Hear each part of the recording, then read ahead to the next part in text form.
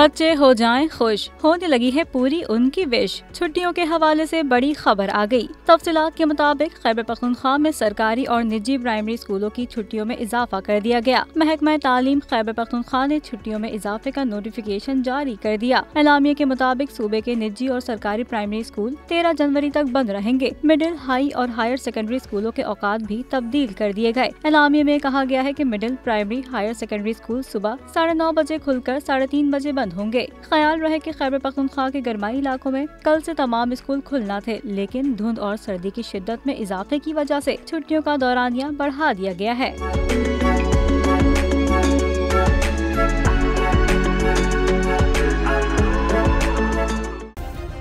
Subscribe करें और bell दबाएं ताकि कोई खबर रह न जाए।